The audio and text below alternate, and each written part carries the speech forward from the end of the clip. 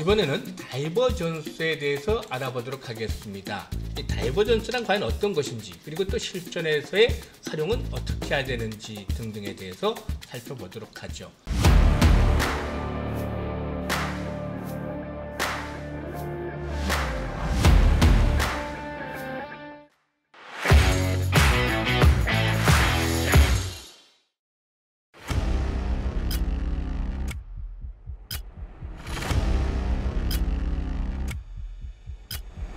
안녕하세요. 아이컴퍼니의 대표 애널리스트 김희관입니다. 오늘은 기술적 분석을 하는 데 있어서 각종 보조 지표들과 함께 병행을 해서 활용을 하면 확률을 조금 더 높여볼 수 있는 다이버전스에 대해서 알아보도록 하겠습니다. 시작하기 전에 구독, 좋아요 함께 눌러주시면 대단히 감사하겠습니다. 그리고 아이컴퍼니에서 운영하고 있는 무료 리딩방 참여를 통해서 큰 수익을 올리고 있는 분들 빠른 속도로 늘어나고 있죠. 시장이 아주 어렵게 진행이 되고 있습니다만은 이런 가운데서도 적중률도 높고 수익도 큰 종목들을 계속해서 발굴해 드리고 있는데요. 오늘도 리딩 내용 잠시 살펴보도록 하죠. 일단 오늘 추천했던 무료 리딩방에 추천했던 종목이 AP위성입니다. AP위성이었는데요. 아시다시피 AP위성 우주항공 테마에 속하는 종목이죠. 14,400원에서 15,200원대 분할 매수를 하자. 장 시작하기 전에 9시에 정확하게 이렇게 매수 포인트들을 잡아서 올려드렸던 바가 있었죠. 일단 이 AP위성 흐름을 볼까요?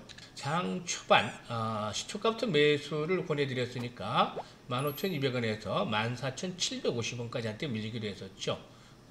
장중에 정확하게 이렇게 개장 전부터 매수 타이밍들을 잡아드렸던 종목이긴 한데요. 주가 흐름을 볼까요? 장 초반 매수를 해서 잠깐 밀렸는데 매수 구간이었죠. 결국에 곧바로 9시 반경에 16,850원까지 올랐습니다. 고가에 제시했던 매수 가격대 범위 내에서 고가에서 매수를 하셨다 하더라도 바로 10% 정도 이상 수익이 당일날 10% 이상 수익이 발생을 했던 종목이죠. 일단 무료방에 참여했던 분들 이렇게 수익 또 올려주시기도 했죠. 16,700원 정도에 적정하게 매도를 했죠. 매수는 시초가 정도 선호해서 매수를 했었는데 이렇게 이 개인 투자들을 한 종목 가지고서 불과 한 30분 만에 이렇게 10% 가까이 수익을 올리는 것들 나오고 있죠. 그리고 VIP방에서는 어떤 종목을 공략을 했나 보실까요? 시장의 상승 추세가 연속성을 좀 결여가 되어 있다라고 했는데, 이런 가운데서도 이제 초반에 시작하자마자 소닉 시스템에 대한 부분들을 말씀을 드렸었죠. 소닉 시스템이 무슨 관련주죠? 메타버스 관련주죠. 메타버스에 대해서는 여러 차례 말씀을 드렸던 바가 있었는데, 메타버스 관련주 중에 대장주였다라고 할 수가 있겠습니다. 16,600원에서 17,200원대 분할 매수를 하자. 평단가 맞춰서 매수를 하자. 손절가까지 제시되고 있죠. 데이라든가 단기로 대응을 하자라고 이렇게 섹터까지 얘기를 해드렸는데, 일단 소닉 시스템 주가를 볼까요? 스타트를 해서 장 초반에 이렇게 매수를 보내드렸는데, 이제 시초가 정도가 되겠죠. 5분봉인데 초반에 이렇게 매수를 해드렸죠.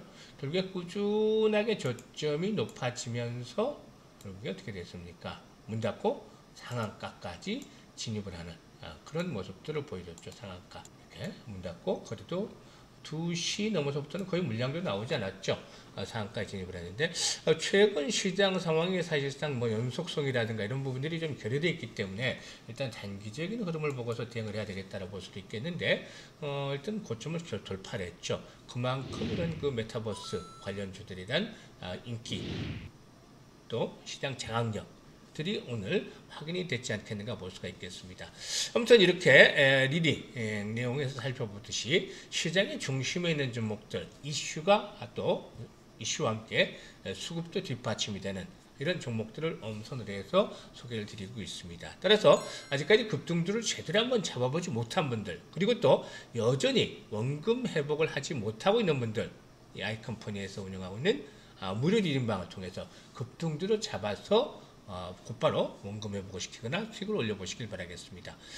이 무료 리딩방에 참여를 해서 직접 급등주에 대한 매매를 해보고 싶은 분들 아래 번호 나가죠. 8412-5728번으로 성함을 문자로 주시면 자세하게 그 무료 리딩방에 참여할 수 있도록 안내를 드리도록 하겠습니다. 이번에는 다이버전스에 대해서 알아보도록 하겠습니다. 이 다이버전스란 과연 어떤 것인지, 그리고 또 실전에서의 활용은 어떻게 해야 되는지 등등에 대해서 살펴보도록 하죠.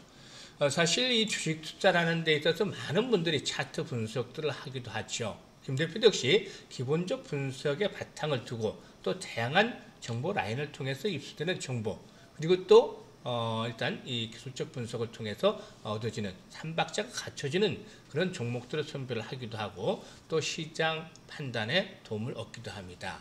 이 차트 분석을 하는 데 있어서는 여러 가지 보조 지표들을 활용을 하게 되죠. 뭐 MACD라든가 RSI라든가 볼린저 밴드라든가 일목균형표 등이라든가 여러 가지 그 개인들이 선호하는 그런 지표들을 보조 지표들을 사용을 해서 분석을 하기도 합니다.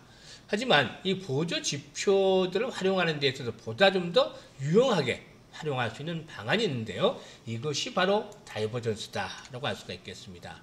이 다이버전스를 잘 활용을 한다면 주가의 방향성에 대한 예측도를 조금 더 높여갈 수가 있는 것이죠.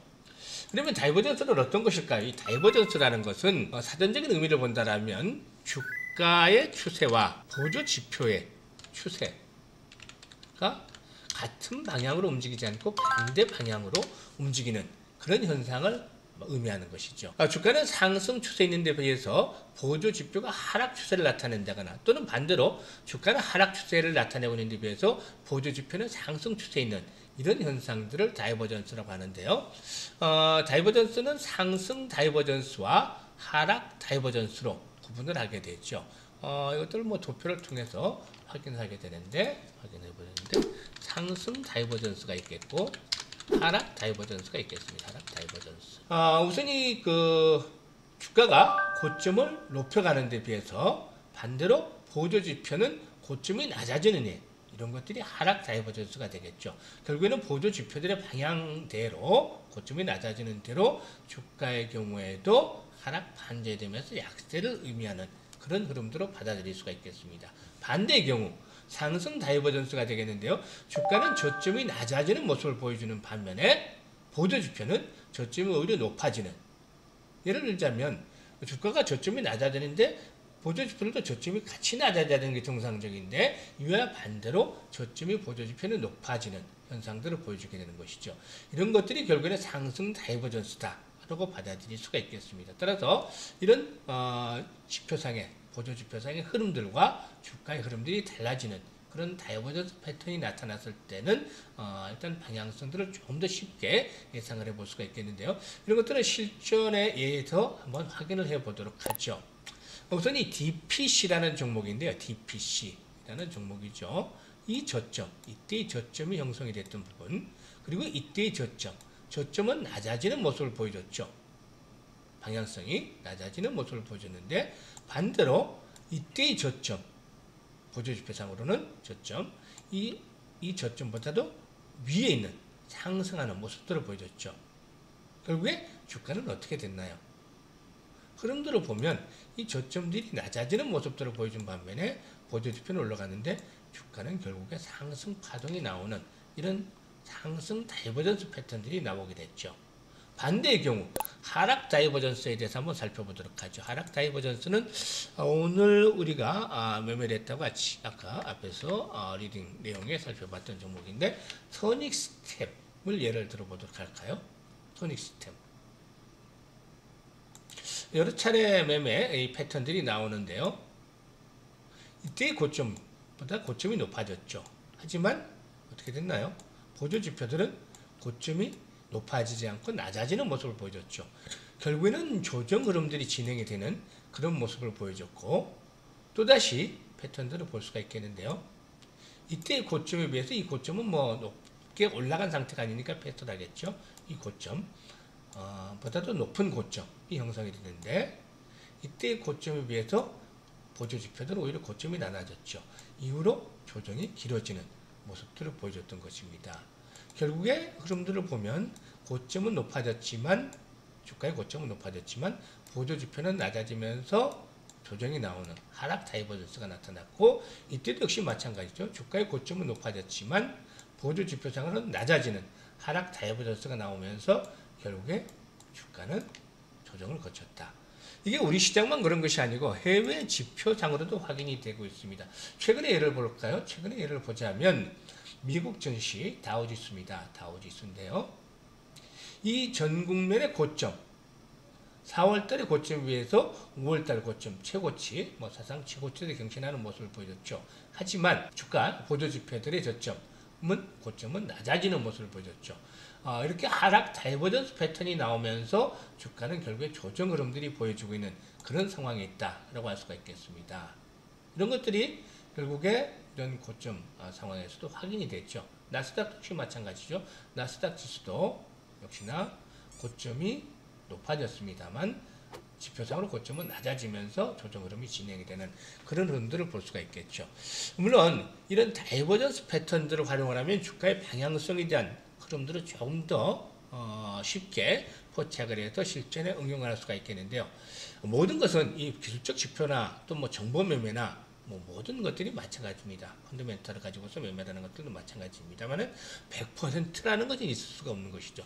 여러 가지 부분들을 조합을 해서 또 실전 매매를 통해서 경험을 누적을 시켜가면서 적중률을 높여가는 것들이 바람직한 투자가 되겠죠. 따라서 오늘은 다이버전스에 대한 의미와 또 실전에서 활용할 수 있는 일부 예를 들어드렸습니다만은 이것들을 활용을 해서 본인의 것들로 좀 더 만들어 간다면 앞으로 투자하는 데 크게 도움이 될 것이다 라고 믿습니다. 감사합니다.